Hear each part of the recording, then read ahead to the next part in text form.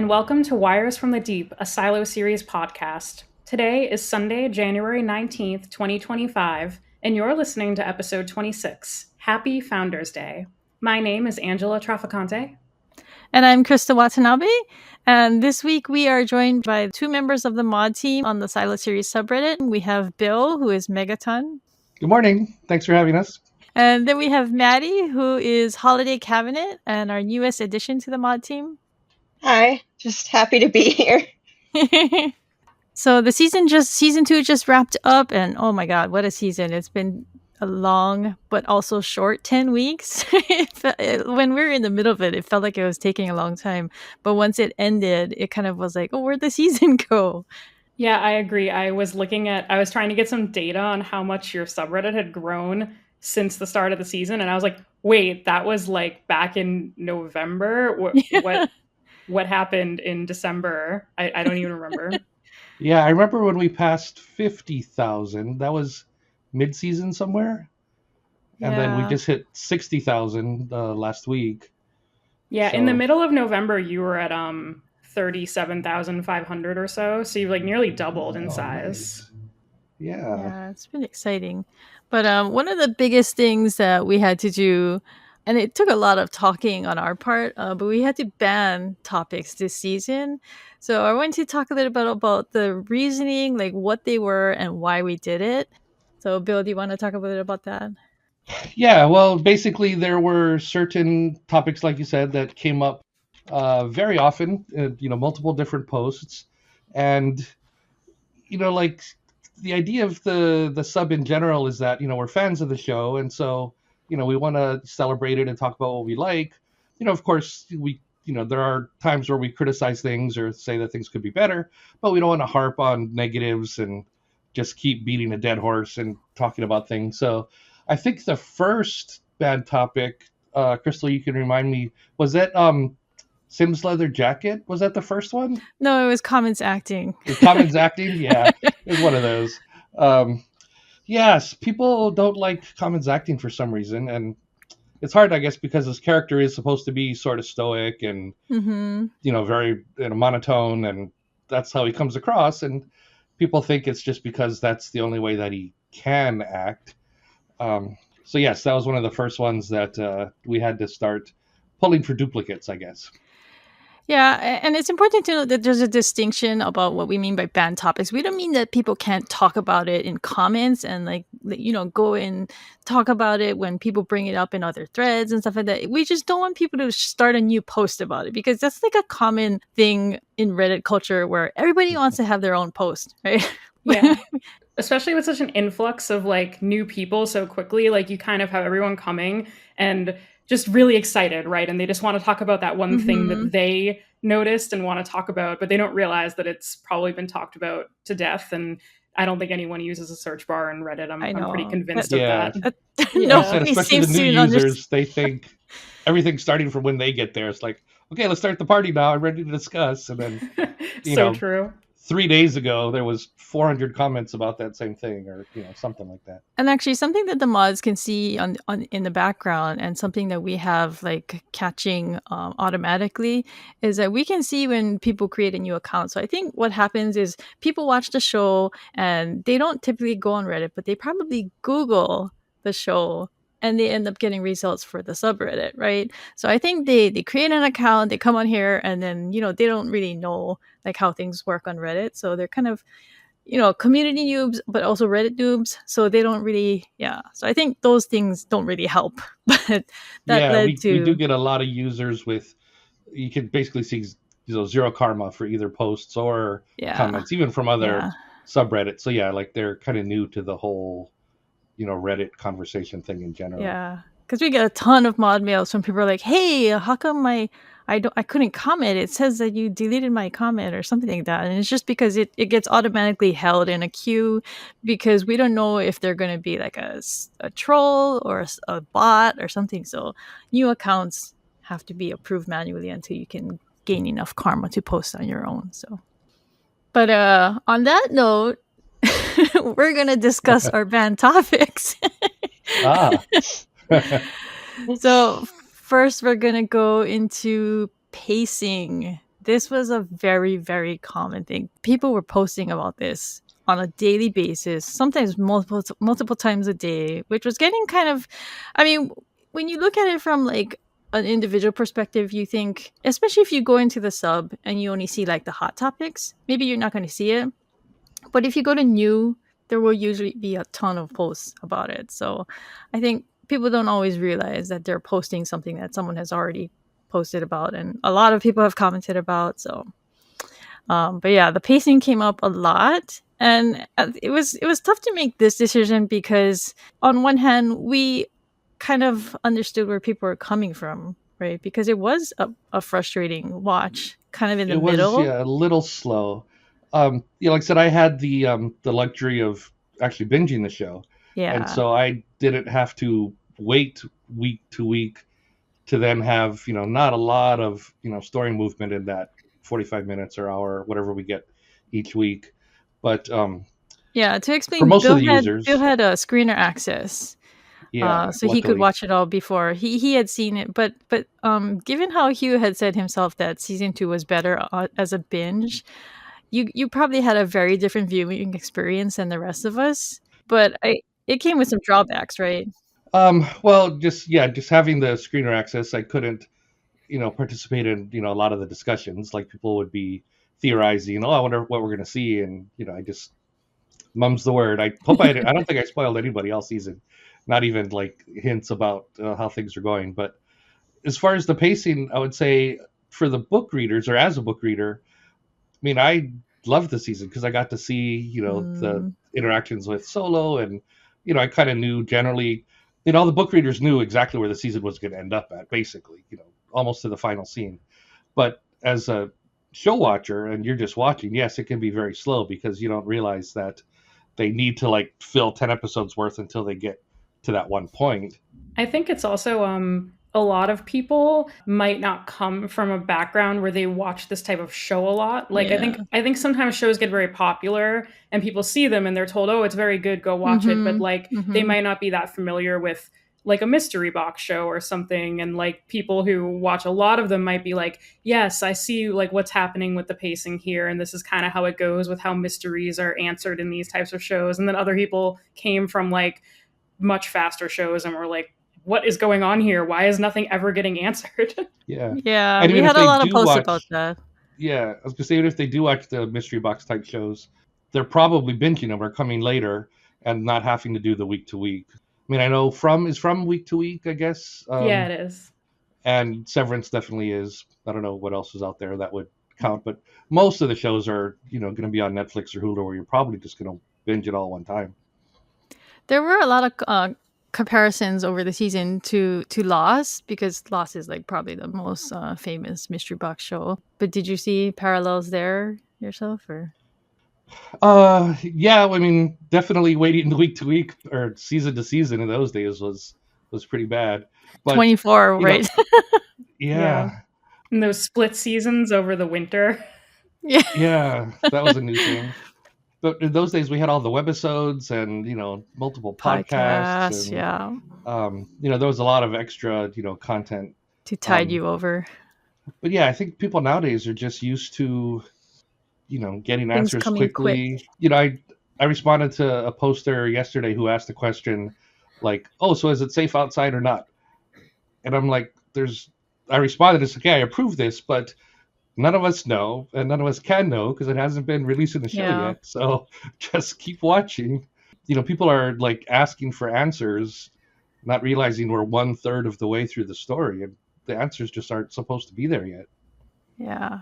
So, Maddie, I think you were pretty in line with me over the season when it started getting choppy with like the Mhm. editing. Me and you were like ranting about the same things.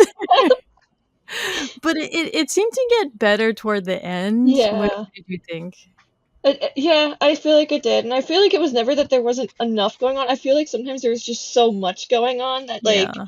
it was it could, like the editing got a little bit weird at times because of that, or like maybe they should have like not had this plot move this episode so that this plot could move further instead of, trying to fit in every single plot every single episode. Like, because I think like what they did at the beginning of the season with the, 2 episodes and 2 different silos like worked well because of the fact that they weren't trying to move everything at once. But then you had some in the middle where it was just, maybe they could have done without like some of Silo 17's plot because there wasn't much in there and they could have put it into later episodes or something. It was just editing was weird. Yeah, the first 2 episodes felt like a lot more cohesive, but at the same time, I think the new viewers or the show watchers, they were kind of frustrated with that format because they're like, why is there this whole a lot of people, I remember a lot of people complaining, there's nothing going on in 18. Why don't they go back to Jules? And then other people were like, there's nothing happening over in 17. Why don't they just focus on 18? Yeah. No, I was just gonna say that I feel like it was a kind of thing where it's like there might not be going up much going on in 17, but like I feel like that was kind of the point, you know. Yeah, I feel like I'm in a minority because I'm one of the people who actually really liked the first episode and the second episode and how they just completely split them separately and you saw 17 and then 18. I liked it. Yeah, I liked it too. Yeah.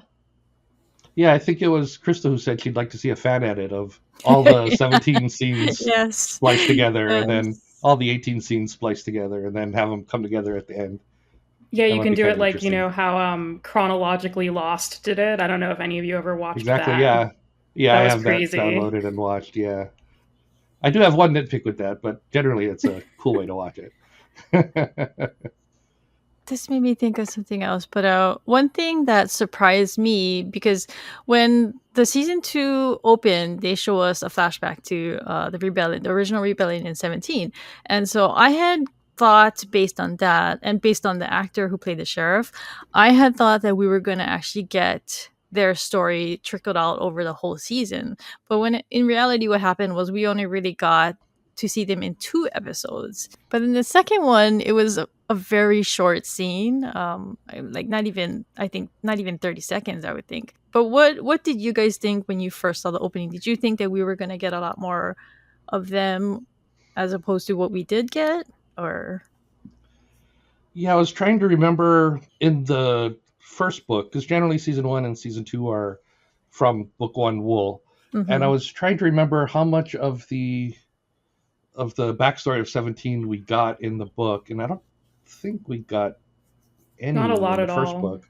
Yeah, so it was nice to see that, and especially just the visual look of the silo itself, how it's sort of more colorful and there's art and more paintings and graffiti on the walls and all that. So I think they just wanted to kind of showcase that we are in a completely different silo and we're not in the same one that we've been in.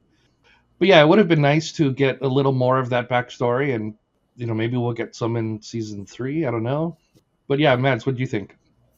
I think it would have been cool if we got more, and I feel like though they explained it a little bit as the season went on, like what happened, but they kind of told us more than they showed us after that first scene.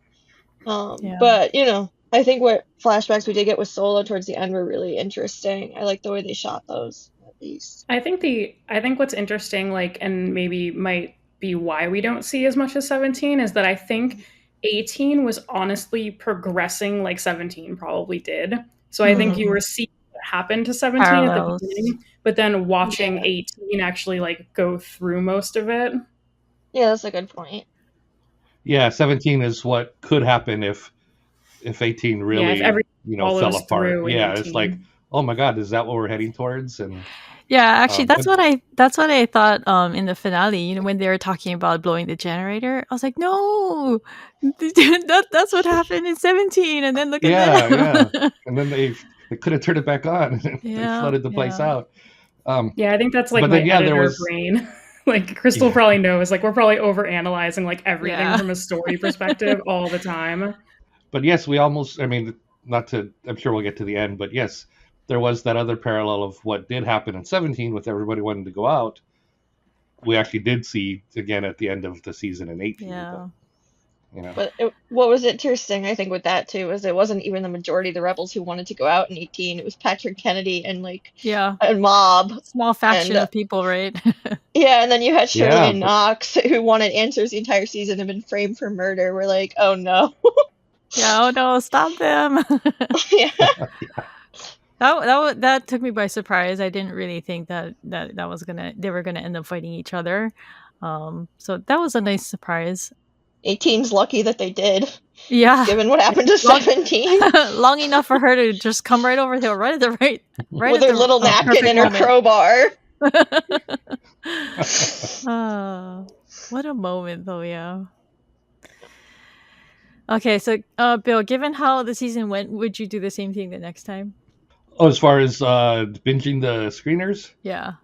Absolutely, yes. I would hate to have to watch. And, I mean, this year I was sort of lucky. I just logged into the screener site and there they were. And I was like, oh, okay, cool. But yeah, I mean, hopefully they're there next year, or if we could work something out with the Apple team. But yeah, I'd much rather be able to binge it all and then, just kind of participate, lightly in the discussions without, actually giving anything away. But yeah, I would hate to have to wait week to week for that. That's like right now I'm not watching Severance because I'm going to wait till it's over and then watch it. It's hard to frame discussions sometimes, like, or frame comments, because like I didn't see them as a screener, but I am a book reader, so like if the few comments I did make in the subreddit, I had to like reread to be like, wait, I'm saying like show From a things, show. right? I'm not bringing in any of like my assumptions from the book here, right? Yeah. And we could have a whole episode on just that. Yeah, that concept. That's the bane of our existence is book readers and show threads. Okay, so next banned topic, darkness. Oh my god. This was a huge problem, like posting wise, because oh my god, everybody wanted to make their own. This show is too dark post.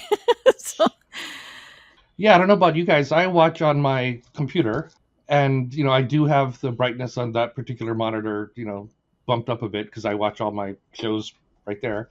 But I can imagine if you're on a TV, like with the lights on in the room, it was actually pretty dark. And Crystal Hugh, this is another issue that Hugh did acknowledge during the AMA, and he said even he couldn't possibly see. They might even remix it or something. Hopefully, yeah.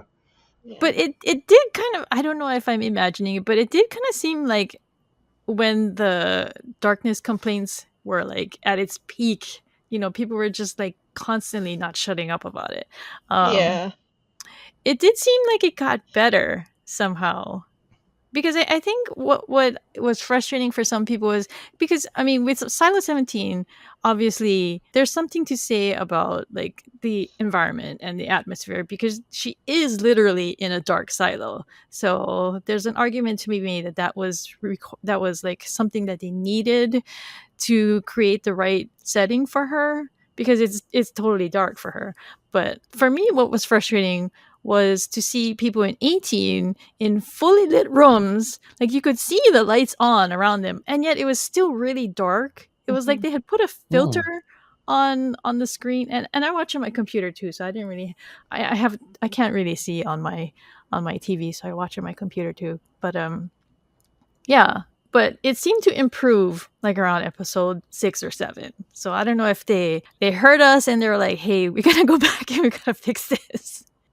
I had trouble. I was like watching it on my computer in like a dark room with all the lights, with the brightness on my computer turned up, and I still had trouble seeing sometimes. I think the time when it like really bothered me was at the end of episode 7 when you see that Solo's gone and there's blood on the floor.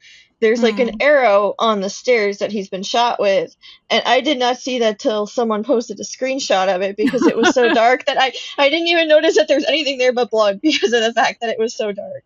Yeah, I didn't see it either. And I watch on like a really big OLED TV and usually in like a at least moderately dark, if not like fully dark room. And I still had trouble seeing some of the stuff in that, especially that scene you just mentioned.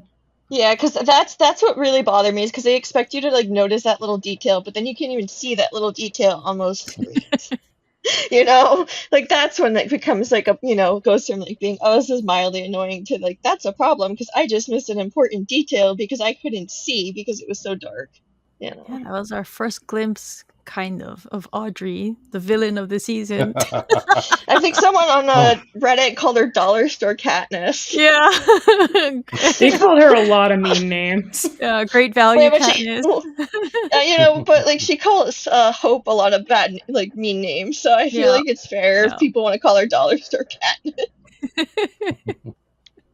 That one just made me laugh a little bit. Okay, next band topic. We mentioned this previously, but Common's acting. So a lot of the people on the mod team, we don't really see any problem with this. And one of the reasons we decided to ban it was because um one of the other mods Farius, he mods a different TV show sub, and he suggested, because he said that's what they do, they had to eventually ban people being negative about acting, because I guess it was just bogging down the sub in general, and it was just creating like a negative vibe. And so when he brought that idea to us, we were like, oh, that sounds kind of good. And he also suggested the whole thing about locking down the sub for the first 24 hours after an episode release. And I was really happy that we ended up adopting that one, because I feel like that helped focus the sub a lot more. Mm-hmm. Yeah, I wasn't a fan of that idea at first, but yes, it turned out to be pretty good. We did start to get, a lot more comments in the designated episode threads since we disallowed separate posts. But more so, what Crystal had said in the idea is that it would prevent post title spoilers for those who hadn't watched the show yet. Mm-hmm. And so I think that's the biggest benefit of doing the lockdown. But yeah, for Common or any of these repeat posts, I mean, we already are going to start removing, posts that are duplicates of each other, and it's not necessarily that we're banning or disallowing, talk about Common acting, for example. It's just that, like, we said before, it's been posted many, many times. We don't need another separate post, but you're free to find one of those old posts and add your comments and thoughts to it. But yeah, Common's acting, I still see comments all the time, in the different episode threads and such about that. But I did see a bunch of people who admitted that he was pretty good in the finale. I saw one person say that they have had their opinion completely changed, and that they're sorry for what they said in the past, which I thought was and he was good, and I think that actually supports what we were saying earlier, is that Sims as a character is just written as this. He's written as like a goon, who doesn't really think a lot, and he's just scrambling for power. So he's kind of like written as like a not one note, but just kind of like single-minded, not really having much depth to him.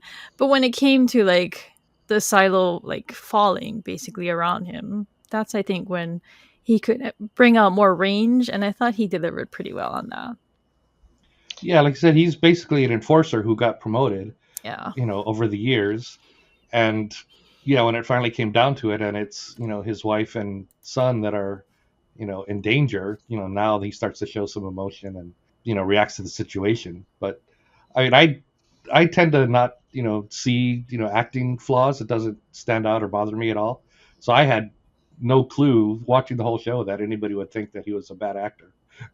Yeah, I think the final couple of episodes played more to perhaps his acting strength. Like I think a lot of the final stuff was based more on anger, which he does kind of well. Whereas I don't think subtlety is Common's like strength for his acting for whatever reason. So I think like when he had these bolder things that he was doing and saying, it just didn't matter as much. Whereas like, yes, if he had like a subtle emotional scene, it was a little bit like, I'm like you, I don't notice acting flaws that much, like unless they're really, really bad. So I didn't really have a problem with him either. But I guess you could tell that in some cases he was kind of wooden or not as good as the people he was put opposed to.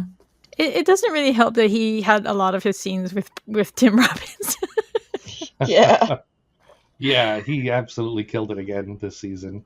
Yeah, I don't know if we're gonna ever theories, but yes, I hope we continue to see his character.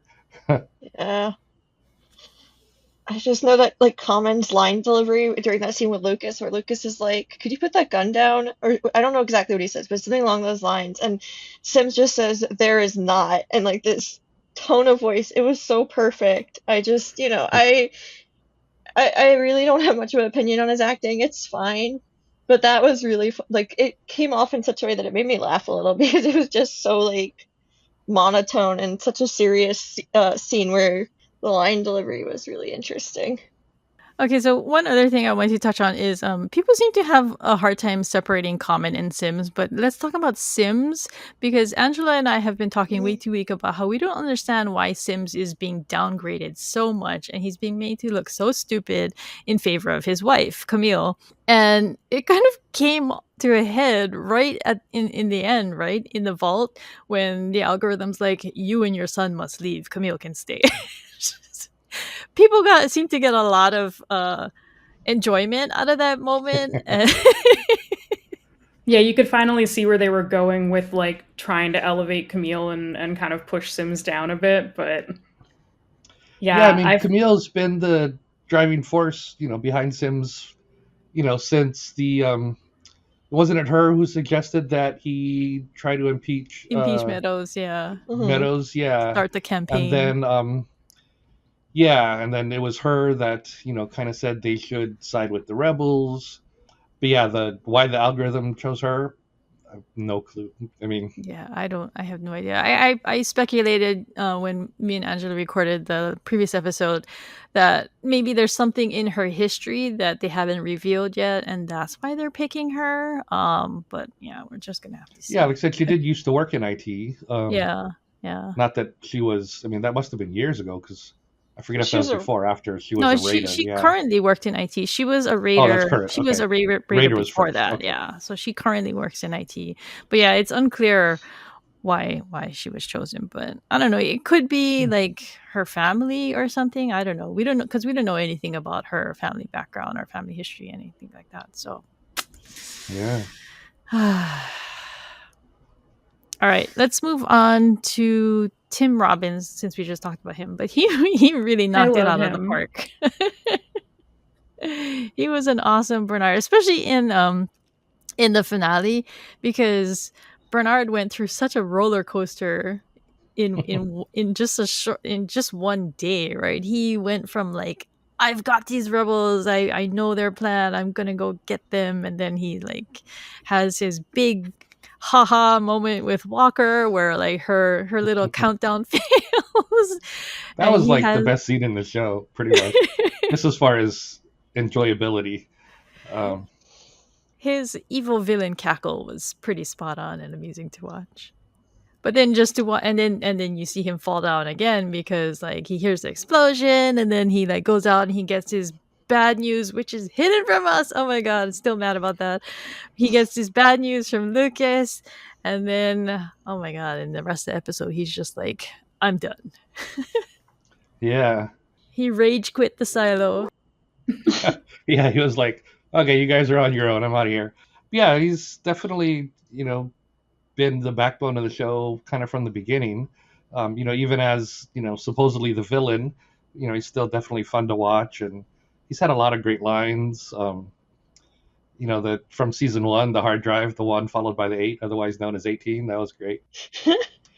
But yeah, it's funny. Like every once in a while, he'll say something, and I'll flash back to Andy and Shawshank Redemption. So yeah, every once in a while, I flash back. He just he says something, and it sounds totally like Andy and Shawshank Redemption. But yeah, definitely fun to watch. One of my favorite characters.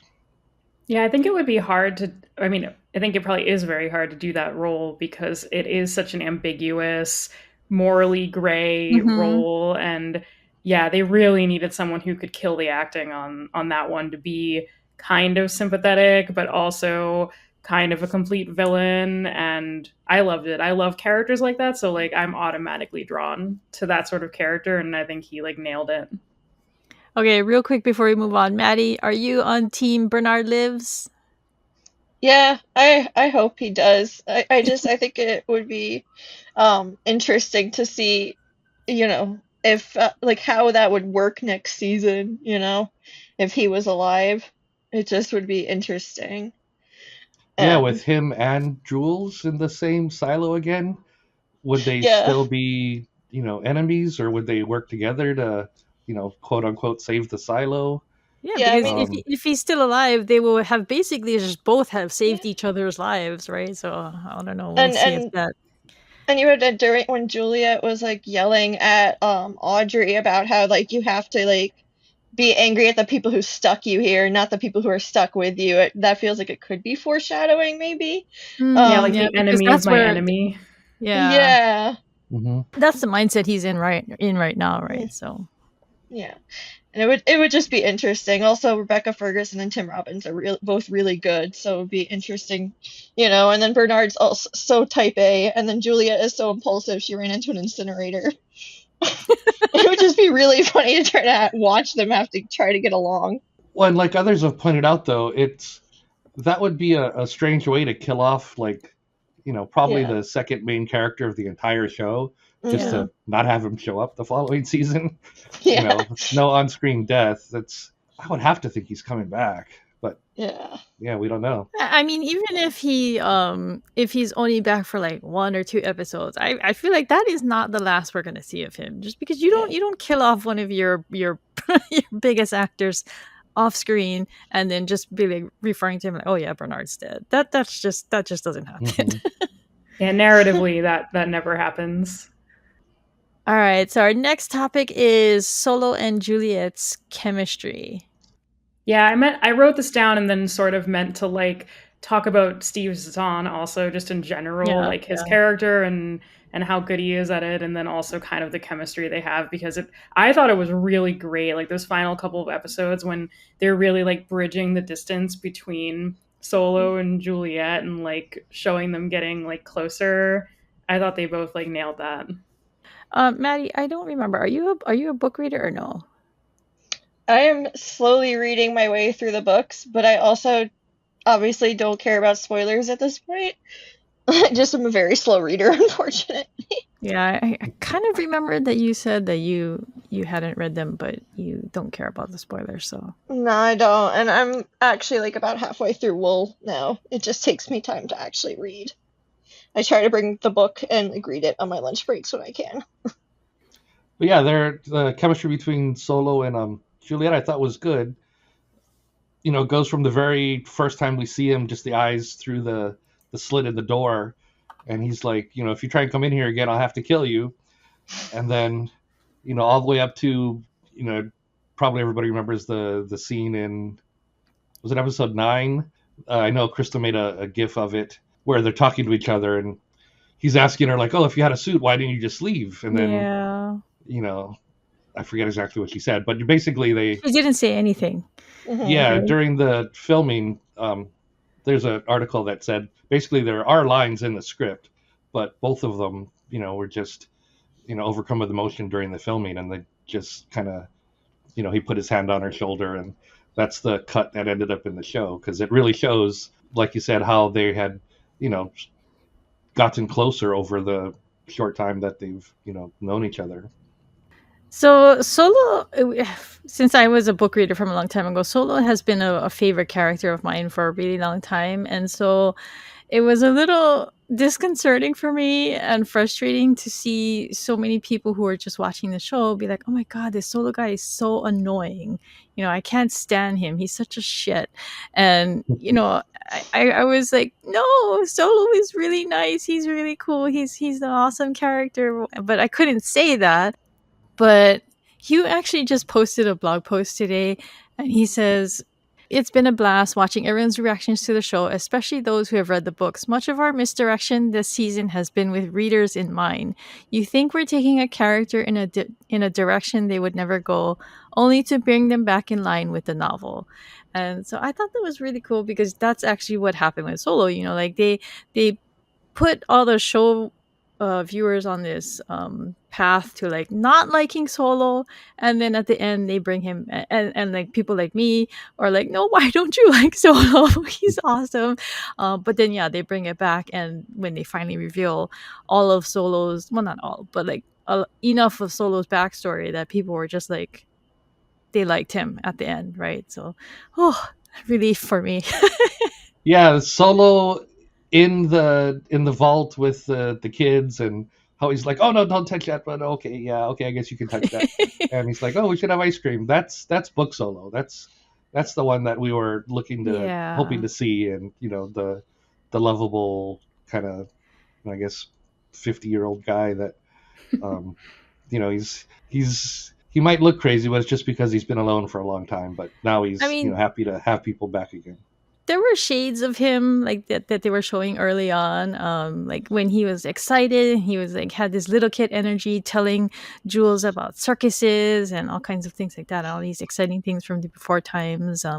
So that kind of energy is kind of what I try to focus on, like when I commented about him, like, oh, this was so cute, and stuff like that. But because that was the Solo that, like you said, that was the Solo that the book readers were fixated on. But then he would have like a meltdown, and people would be like, what is with this psycho?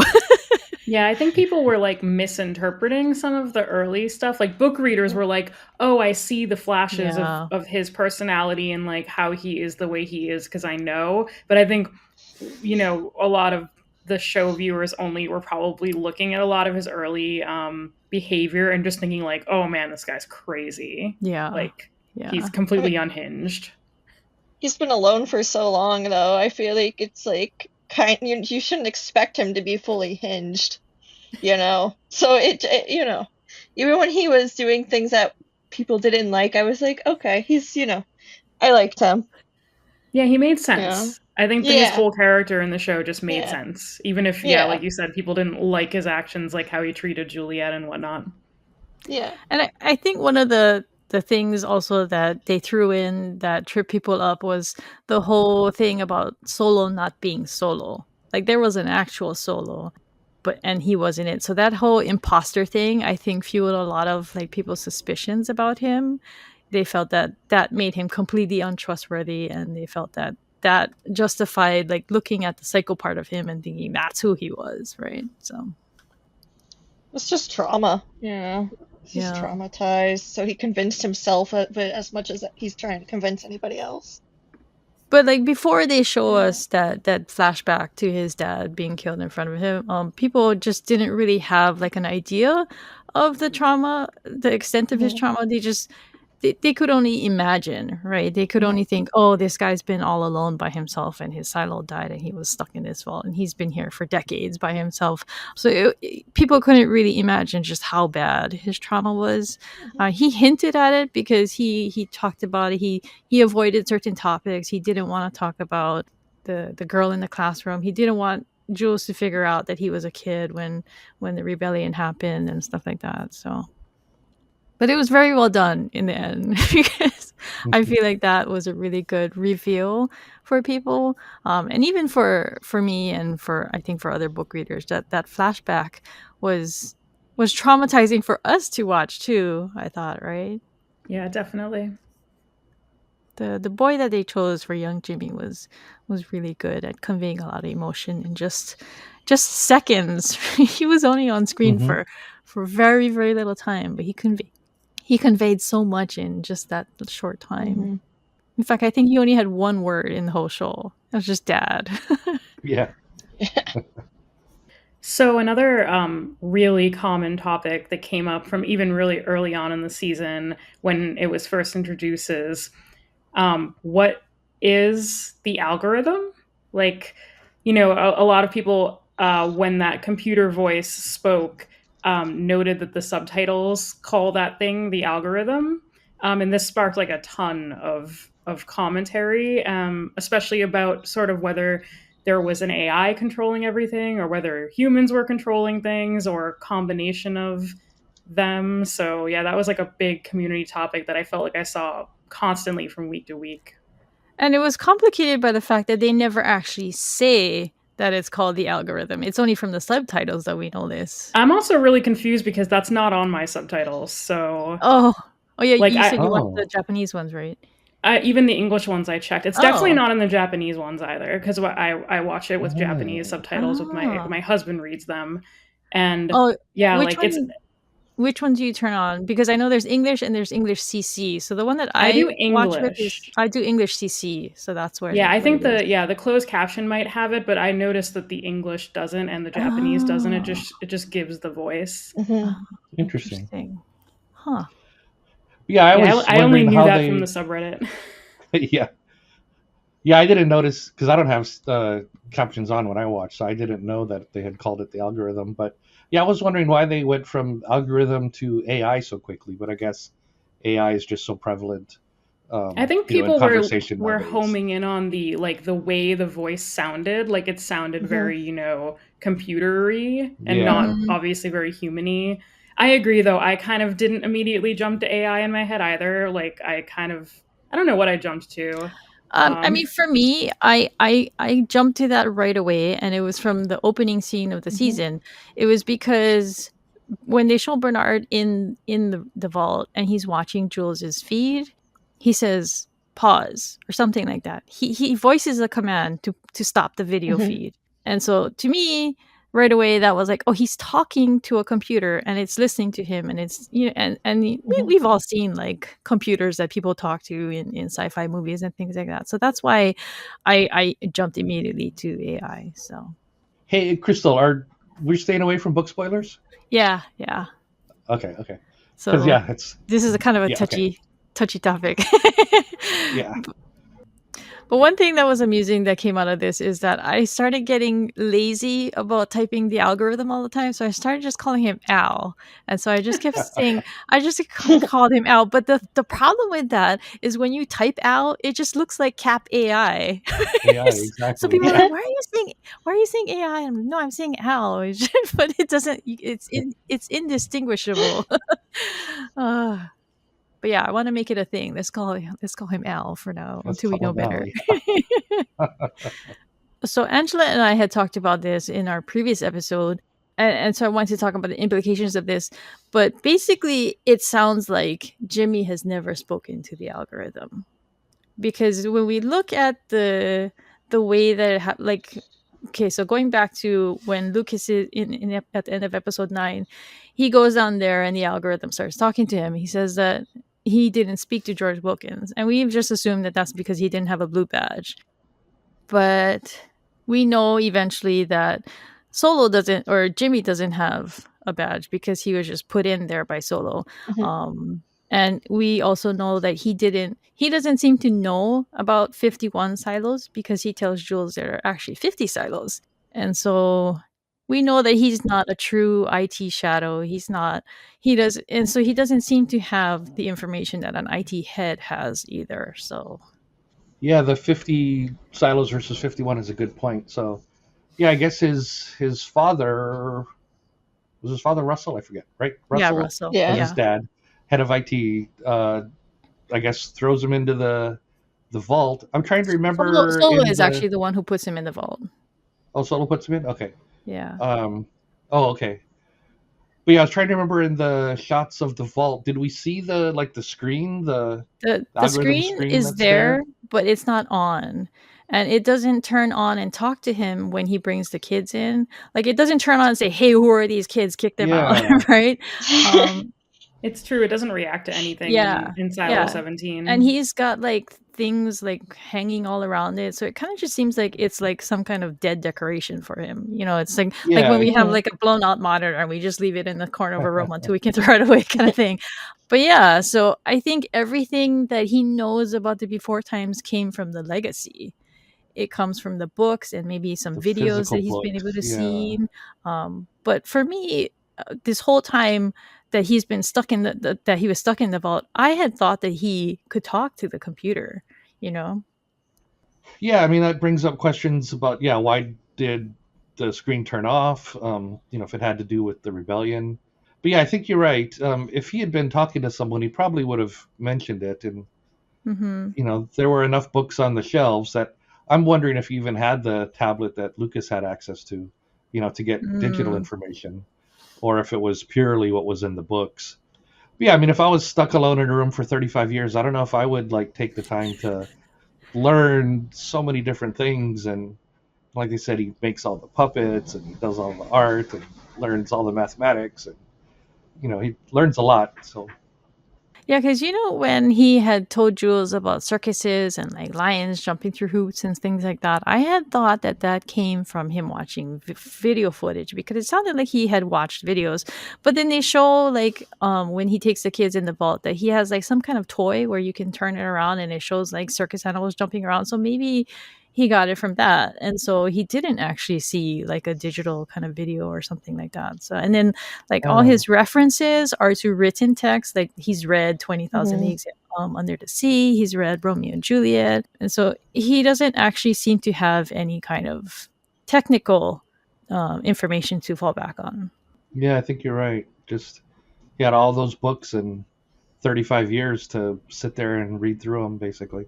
He did a lot of drawings and everything like that. He like, put things all over his wall. His vault is so cool, right? Yeah. And if you haven't, make sure you go watch the behind the scenes videos that Apple puts out, because they do a tour of his vault. They show some of the models that he makes, the bird that can flap its wings, and the puppets that he brought over and uses as kind of like his family. So I wonder if maybe the people in like this 51st silo, after they realize that the silo is dead, maybe they just shut it down, and that's why it just doesn't react to him. Because me and Angela had been saying like, why don't they realize that he's there? Why don't they just watch him and see what he's doing and know that there's kids in the silo too? But yeah, maybe they just initiated some kind of technical shutdown and they just ignored it for a while, or up until now. So yeah, hopefully that's the kind of answers we get. Hopefully early in the next season, without having to wait too long. You just jinxed it. Yeah, I think that's definitely like, I think that's a perfectly fair, like, open question to have at this point, like, and that we can wait for like a season or more, maybe, hopefully not, to like get the answer. Like, I'm perfectly content to just like let that one play out however it plays out. Yeah. It is fun to speculate though. Okay, so another topic that Angela and I had discussed, but that I wanted to go a bit more in with you guys, is the tunnel. Okay, so episode 9 ends with Lucas at the door down in the tunnel, talking to algorithm, and then it cuts out. And then when we come back in episode 10, he is rushing out and he's trying to get up top, and he's so insistent that he has to get up top that he kicks Randy in the nuts, right? That was great. I love that he apologized for that. Yeah, oh fuck, sorry guy. Because he knows. But yeah, so he is like dead set on like rushing up. He rushes up the stairs, and then the raiders catch him, right? And they pull him down, and he's trying to, and I think he couldn't get his way past them because Randy took his badge. Basically. And he gets detained. He gets stuck into the holding where the other he sees Shirley in there. And then after that point, he seems to have lost his sense of urgency. He kind of shifts his focus, and he just wants to get to his mom. And it kind of seems like he feels like it kind of seems like he had something that the algorithm told him that he had to do, and if not, then they were going to have to. And also, they told him that if he told anyone, that they would initiate the safeguard. But I think they also told him that he had to do something, and I think it probably had to do with something to do with stopping what Patrick was trying to do. And so I think when it kind of seems like when they blow the stairs, he realizes that the raiders are all down there, and they don't really have the manpower to stop what's happening up top. So it kind of seems like he feels like, because when he talks to Bernard, he doesn't really have a sense of urgency. He's just telling him what's going on, right? You don't think he has a sense of urgency there? I thought he was like, his eyes were like wild, like frantic. Well, I think it was more that it was confusing for me at first, because he's telling Bernard, let's pretend that we're talking about something serious, and then he's telling him that we can't let the algorithm know that that I'm telling you this, because then we're all dead. And so I think basically he wants to tell this to Bernard, and then he wants to go to his mom. And if the computer figures out what he's doing with Bernard, he's not going to be able to go and talk to his mom and spend some time with her. And then, because when Sims comes and finds him in his apartment, he's just kind of chill. He's just talking about memories with his mom and just kind of he kind of seems that he's just trying to get the last moments of their lives, just spend some time with her. Yeah, it's like at that point he thinks that it's They're already dead. over and there's nothing they can do about it. Yeah, But he actually tells Sims that, right? He says it's yeah, not he lighting says up anymore it's because it's over. over. Yeah. Yeah, but like, even though I had watched that episode, so many times and, even as a book reader, like I said, I was confused as well. So he's down there, he's talking to the door. One point is that there is information out there as far as what's in the decoded message from Salvador Quinn that we did not see in the show. But even with that extra tidbit of information, it doesn't quite go as far as being so sure that it's everything is over. So I'm sure the door must have told him something else other than the dialogue that we saw at the end So of. do you think that the door opened for him? No, Well, that's I a good don't. question too. I don't think it opened, but the dialogue we got, the door says, do you know what the safeguard is? And he says, yes, I do. I'm sure the door then said something like you were saying, Crystal, like if this rebellion isn't put down, then we're going to initiate it. Something like that. Yeah. And so at first he's running out, he's trying to get up top to, prevent it from, escalating. And like you said, once, maybe it is after the stairs blow, he's like, okay, that's it. Now we're done. Because it does seem like he goes from, frantic effort to, okay, that's it. Now it's over. But yeah, I still don't know exactly, why that, or what the door told him, or what the door was hoping he should do, or wanted him to do. Yeah, good questions. Yeah, no, I kind of just agree with that. And, I also think maybe he was just also sitting there alone with the thoughts about whatever that was said to him in that cafeteria. And I don't know, I hope that we get to know what he said to Bernard next season because, like, what did he say to him that Bernard was just walking around in a daze afterward? Yeah, And so did Bernard not know about the safeguard procedure? Because it kind of yeah, seemed like Russell knew about the safeguard procedure, yeah, so right? like, yeah, He so he there's had definitely. paperwork about it, right? Yeah, so I feel like, that maybe there's something else that Lucas said that we just don't know, and I hope they tell us because, Hmm. it's a little bit of like a needless mystery, I feel like they could have told us. Yeah, I mean, I think he was maybe given some more information. Yeah. People keep saying he was given a directive. I don't necessarily believe he was given a directive like to go do something. I think he was probably just told something that, kind of whatever it did depressed him and obviously affected Bernard very greatly. So I think we'll also probably find out what it is next season.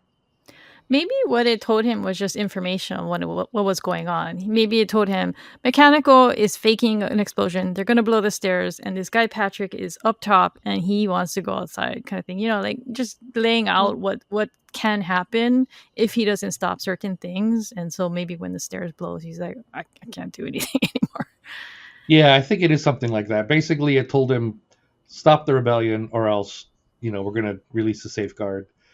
And I looking at the captions, Bernard does know about the safeguard. Oh, Yeah. he They talk does. about it when he's talking with Jules at the end. But he does say, I don't know who would do it, Oh and I yeah, don't he know says why. So, I don't know the why. Okay, Yeah, he that's says he right. knows who.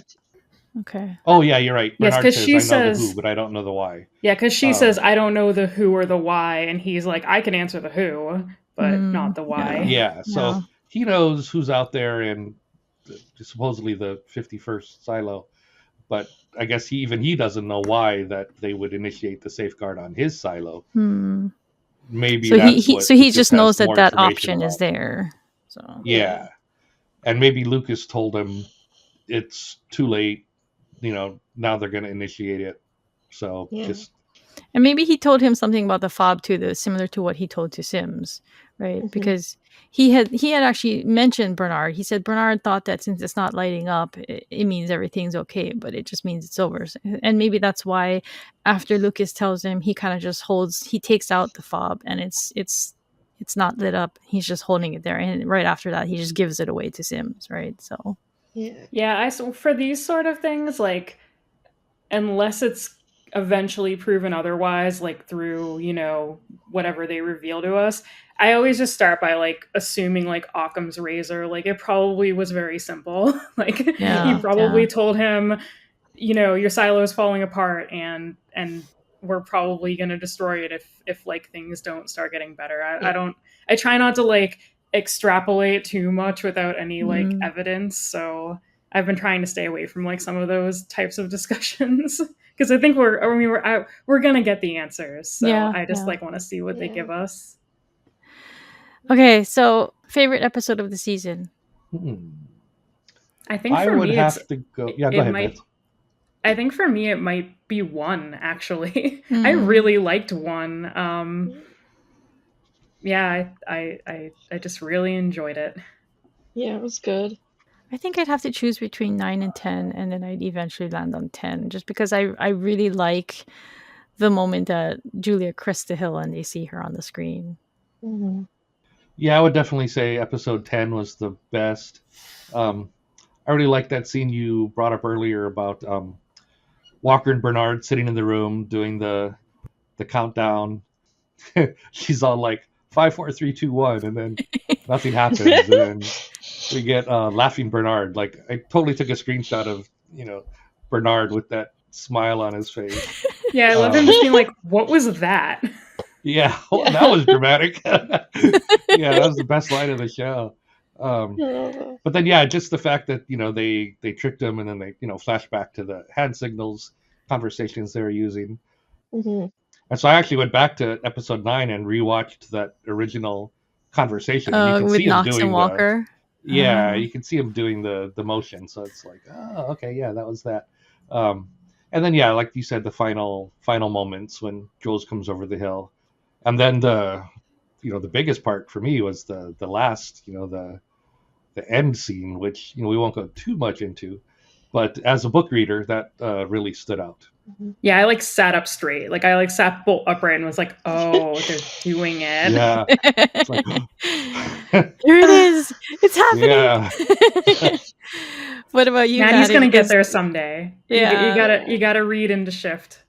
So, Maddy, were you one of the people who were like, "Is this the same show? What's going on?" No, it took me like a second, but I got it like pretty fast. That like maybe it was like a flashback of some kind, because like Apple always pushes you on to the next show, but I was actually paying attention and I wasn't on my phone and I didn't see it saying like 10 seconds. I was like, oh, this is definitely the same show, but something's happening. Yeah. I have to admit that even though like I had the moment where like, oh, here we go with the flashback, they're bringing it in. At some point I was like, oh, are they going? Because one of the things that I've been saying is that like book readers have like this set, they have the set plot line that they're expecting. But I mean, Hugh himself has said that they're changing things. I mean, Walker's a woman instead of a man, and they've done different things. And so I keep wondering, like, what are they going to change next? And so actually it crossed my mind while watching their whole date conversation. I was like, is this going to be like The Village, where it's like this is happening at the same time as them and they don't realize that they're like in seclusion in a world that is still intact? But then the duck finally changed that. So yeah, I like the duck Pez dispenser. That was a good touch, I think. Yeah, I like just setting aside for like a second the plot implications, just the cinematography and the choice there to go from like to just a rainy street like at night, like because you come from a silo, like you come from 2 seasons of being in silos, like it's indoors, there's no rain, there's no night, really, not really. So like the cut was just like really jarring to be like, we've been living in this barren, cramped, dry indoor world, and then you just see this like kind of like beautiful rainy street setting. Yeah. And then he goes into like a restaurant that's like buzzing with people talking, right? Like, so Yeah. that's like something we all are used to and kind of take for granted, I guess. Yeah, because like these people don't have rain. They don't have roads. Like nothing's this big. Like nothing's even as wide as that road down to the Capitol Yeah. building. It's just like it's crazy to think about that. I mean, you don't realize that you, the viewer, have kind of been like being confined that way too. So earlier this month, Hugh and showrunner Graham Yost had done an AMA on our television, and it was actually kind of difficult for show watchers to fully experience it because there were spoilers sprinkled into the questions and answers. And Bill, you actually spent the time to kind of filter that out and create a post, right? So that Oh, nice. show watchers could Yeah. look at that. Yeah, that actually took some time to go through and just to format it, cut and paste all the questions and answers out and such. But yeah, there wasn't that much book talk in there. But yeah, hopefully we got that scrubbed out. So if you haven't yet, that post is on the sub. You can go in and see. Like Crystal said, they do talk about the fact that there will be some more changes between the books and the show, coming up. They talk about how they are still trying to keep book readers on their toes and make it not a strict adaptation. There's also some information for book readers that there is another trilogy coming out that we all can look forward to.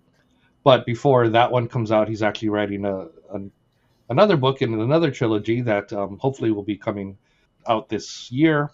And then there's going to be a TV show about that other one. It's part of his Sand Chronicles. So we actually have a sub set up for that already. So is there a that network for fruition. That? Like, is it AMC or? Yeah, I actually don't remember. He did say it's not Apple because there won't be any crossovers and such. But yeah, I actually don't know where the Sand Chronicles will be on TV. Mm-hmm.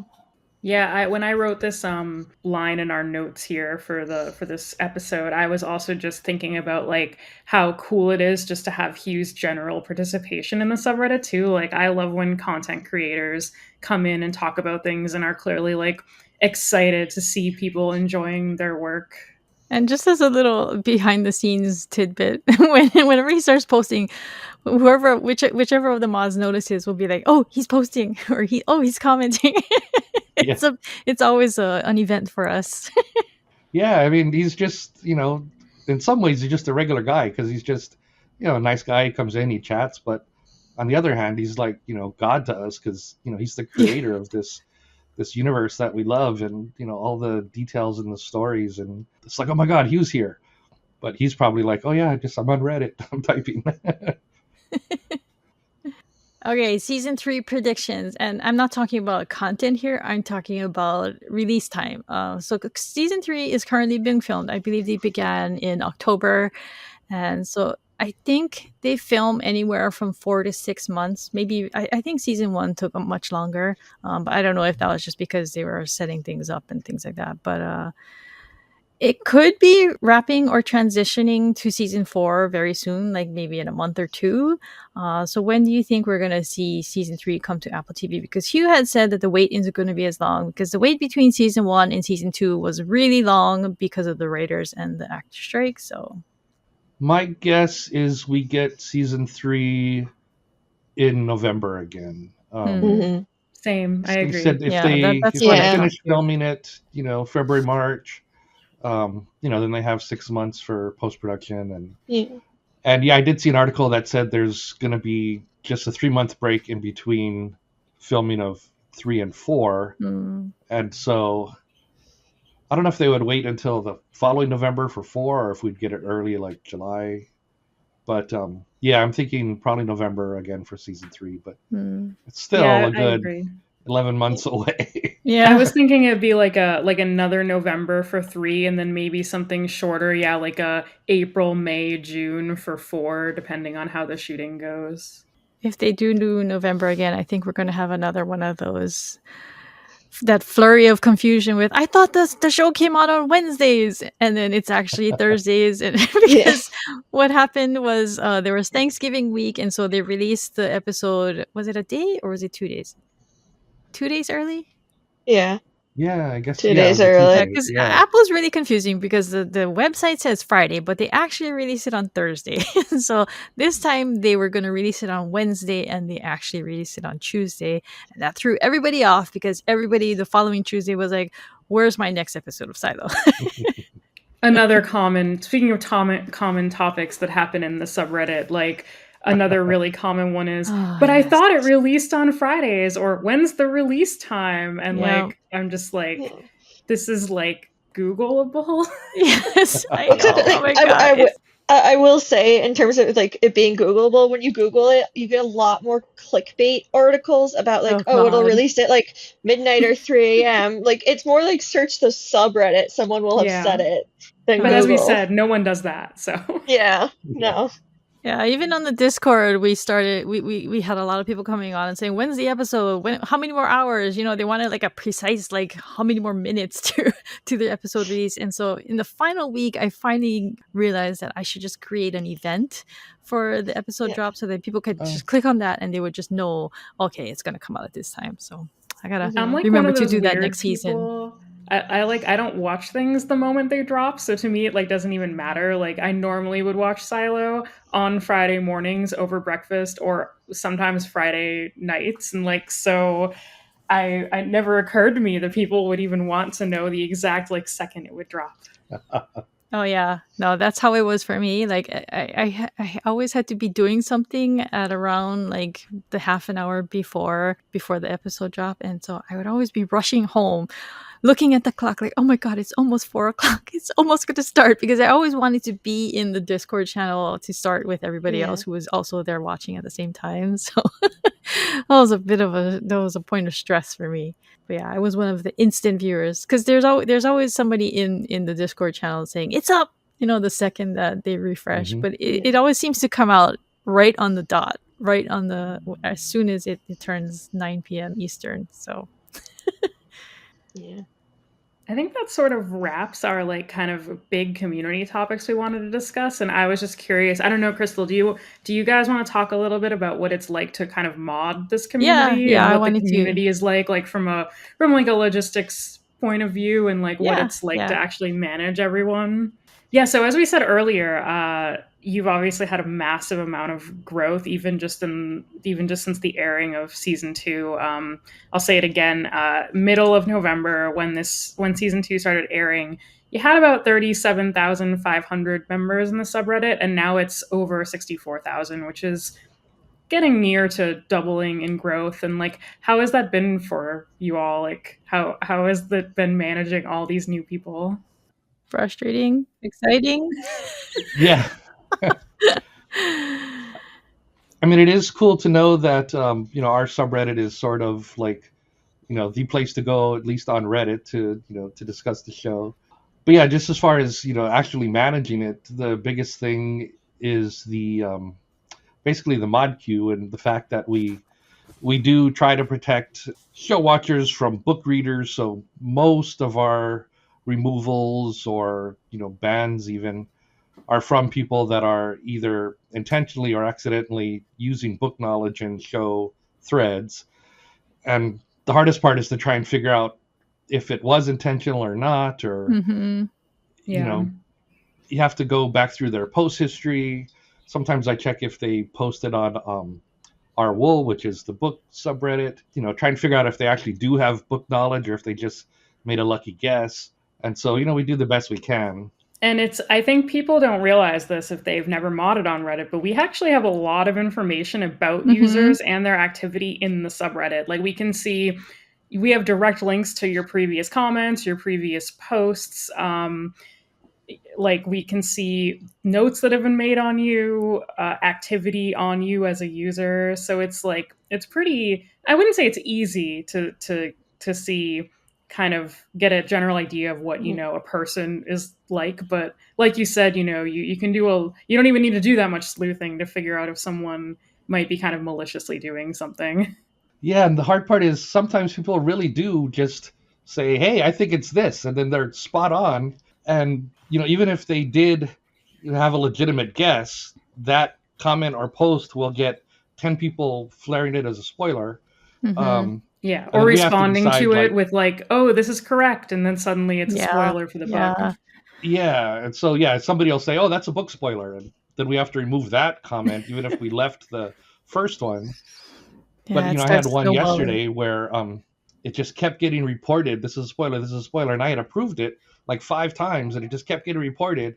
So finally I pulled it and I told the guy, sorry, I don't know if you're spoiling or not, but everybody else thinks you are. So, we're not going to keep approving it over and over. But it is a lot of work, and I'm just looking at the mod queue right now. There's 50 items that we have to go through. We've removed 3,000 comments in the last month, and with basically Wow. a mod staff of, you know, what do we have? 5 people. Yeah. So yeah, if you're an experienced mod, look us up before next season. Can And always use the help. reminder that even though we're like collaborating with Apple, we don't work for Apple, we don't work for Reddit. We're all volunteer fans. So please think about that if you like want to send us an abusive mod mail. Those are Yeah. never welcome.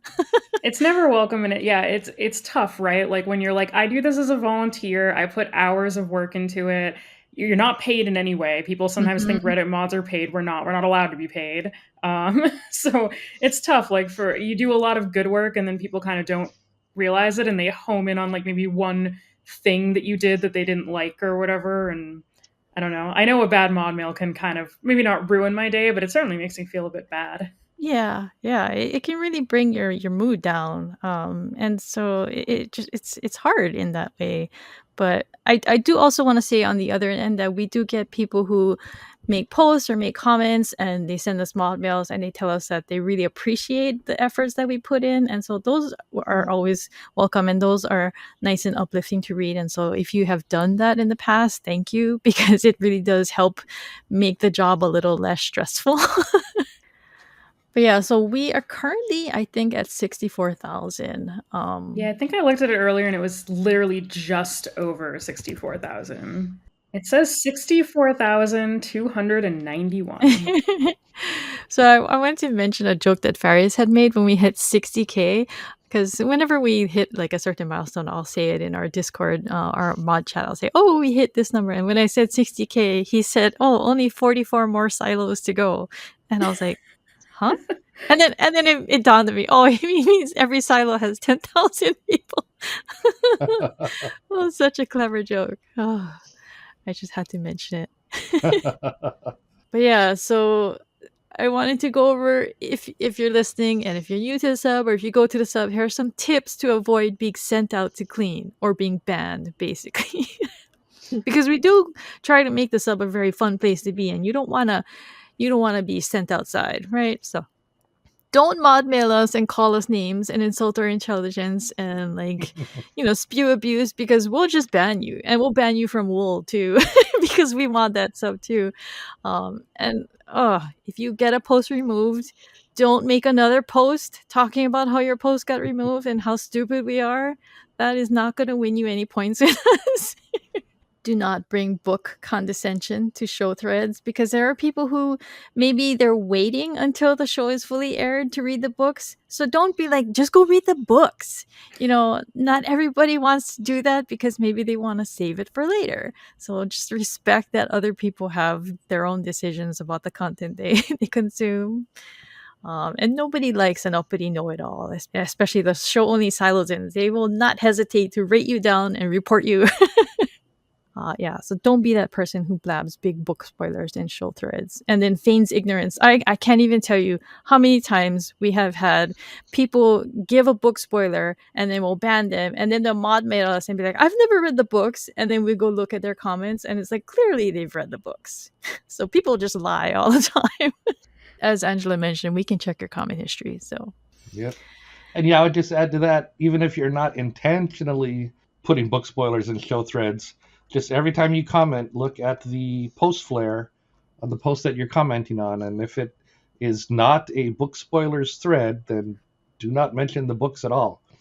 Our instructions say participate as if the books do not exist. Like, imagine you're in a multiverse where there are no books and you're only watching the show, and don't even bring them up. Angela, do you see that a lot in the communities that you mod? Like The what part? posting about why was my post removed. Oh yeah, no, it's very common. In fact, most of the subreddits I mod have a no meta posts rule because the last thing I want is like to remove someone's post and then have them come immediately and make a post and be like, "Why was my post removed?" or "Mods suck because they removed my post," or whatever, and then have people pile onto that. We don't allow any sort of meta discussion at all, even comments. That all should just be like, at That's least a good we're one. in the areas I'm from, we try and get people to direct that sort of stuff to mod mail. Yeah, like there is a post on our sub from 4 hours ago that talks about how the forum has a safeguard, and so they're talking about how our safeguard kicks in and pulls posts. And But people on there yeah, are just being salty about it, but there are a few people on there who are telling that person that they're like wrong. So that's nice at okay, well that's least. good. Yeah, it's Yeah. nice to when you're regular, especially if they're like regulars or people who are really passionate about the community, you know, come in and try and help keep it the way it is and enforce like rules or guidelines or whatever. But yeah, just again, so people know that our main goal is to make sure that everyone enjoys the sub. You know, whether you're only a show watcher or if you have read the books, you know, we're really doing our best to try and protect the show watchers from any book spoilers. And I think we've done a pretty good job. We've gone through 2 seasons without, you know, too many spoilers slipping through. But yeah, I mean, our intentions are good. You know, we might end up, you know, pulling a particular user's post. You know, maybe they, you know, didn't spoil anything on purpose, but you know, we might be pulling that one post, but we're preventing thousands of other people from seeing it. So, you know, we're doing the best that we can, and it's definitely a tough job. And we have to do it from the perspective of, because we've had a couple of instances where we reverse spoiled somebody just by pulling something. And so we have to look at things from the perspective of the group as a whole. And sometimes people, individual members, you know, can become collateral spoiler damage, so to speak. But usually we're acting in the interest of the group as a whole, the needs of the many versus one member. But something new this season was we're collaborating with Apple TV, and so they were really nice to be sending us behind the scenes images every week, and so I think that was well received. People seem to really enjoy looking at those images in the second half of the season as we posted them week to week, and we hope to keep doing that going forward. But yeah. Yeah, I think so. Normally, Crystal and I would kind of wrap up our weekly podcast with what we're currently watching. But I thought for this particular podcast, it might be cool to talk about some shows that are like Silo or can like satisfy that itch for people like during the off season. I think that is a topic that probably comes up on the subreddit a reasonable amount, but I was going to throw some things out there, and like you guys can probably throw some things out there too. But in particular, if there are people who have an Apple TV Plus subscription that maybe isn't expiring for a little while because they were watching Silo, there's obviously Severance, which is a great a great thing to go on to. There's also Dark Matter, which is another kind of sci-fi show, which is very good. And one of my favorites is actually not talked about very much, but is also on Apple TV Plus, which is Constellation, another sci-fi mystery box show. So those are fun if you're trying to like use up that Apple TV Plus subscription. There's also, like we mentioned from earlier, great mystery box show. I was going to mention Teacup. Unfortunately, Teacup literally just got canceled yesterday. I think it's still maybe worth a watch, but that was kind of sad. It's fairly well contained. Yeah, you can. It doesn't end on too much of a cliffhanger. You can kind of watch it and just enjoy it for what it is, I think. It's got a lead in to future stuff, Yeah. but it wraps up what you're watching in that season. I did enjoy that. Yellow Jackets is another kind of good mystery box. If you're looking for some older stuff, Lost, we obviously mentioned here. Great, epic. Wayward Pines, especially just season 1. Westworld. I don't know. What do you guys think? What do you have for like similar Is Westworld shows? actually available? Because I thought Max had actually talked about how they're going to pull that from streaming. Max put it out to, I think it's on Tubi. Okay. Yeah, Max took a bunch of their shows and just kind of put them out into the wild. So some of them you can't find. Like, I don't even think you can find Made in Love, which is one of the ones I liked. But I think Westworld is just on another channel now, or at least I hope it is. I thought I saw it on Tubi a while back. I might be wrong.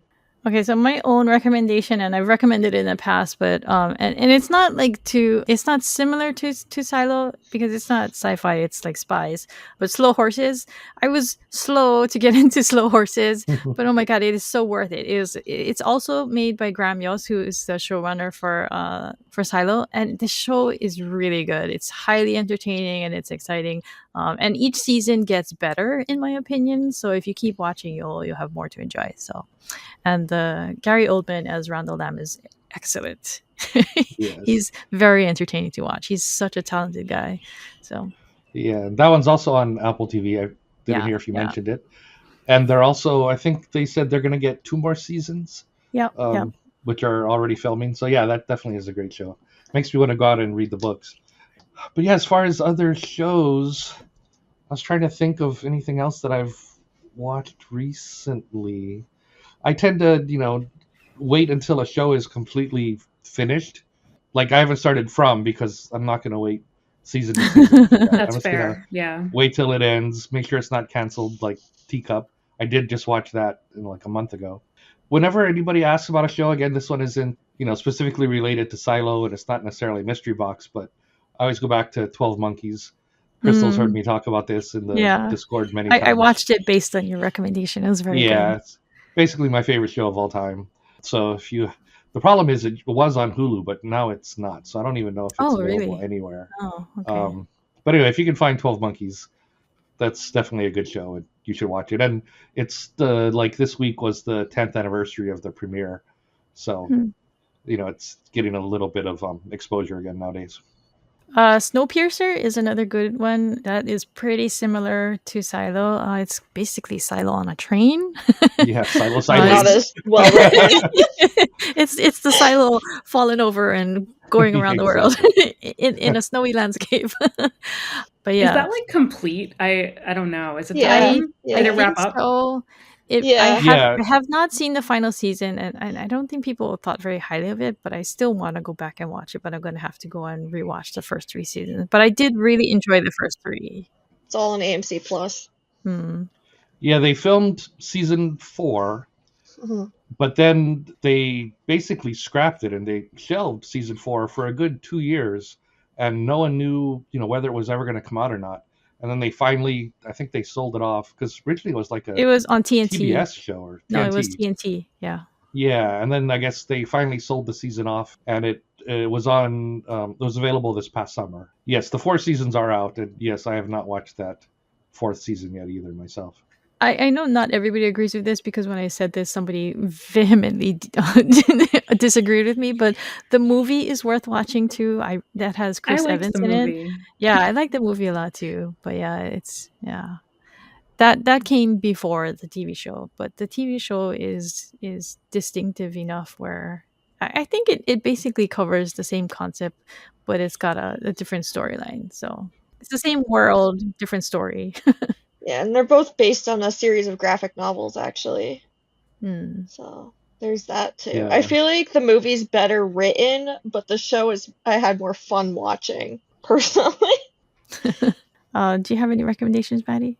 No, I would have said Snowpiercer also. That's about what I know. Okay. Any last thoughts? Because this is wrapping up season 2. Me and Angelo might have a couple of post-season episodes that we'll come out with in the interim, but we'll have to see. But yeah, this is it. Yeah, hopefully we'll all be able to get together again in November. Yeah. Yeah, there's a lot to look forward to. Even as a book reader, as they said, they're going to keep us on our toes. So, even we don't know what's coming or how it's going to be presented or if they're going to change things around. So it's definitely exciting. Okay, well, thank you so much, Bill and Maddy, for coming on and talking with us. We had a nice time getting your thoughts on the season and about how things go behind the scenes on the subreddit. And we want to thank our listeners for joining us for another episode of Wires from the Deep. If you're enjoying our podcast, be sure to leave us a review on Apple Podcasts. If you're listening on Spotify, you can leave us a comment and let us know your thoughts on our discussion. Join conversations about the show on the SiloSeries subreddit and on the Down Deep Discord, where you can participate in discussions with other fans. And when the show is airing, we have Friday night watch parties, and then I have a quiz afterwards where you can get a special role so that you can have bragging rights. And if you want to contact me or Angela, you can leave a comment on one of our YouTube videos, or you can email us at crystal@thedowndeep.net. Thank you. Thank you. Bye. Thank you all so much for coming on, guys. Bye.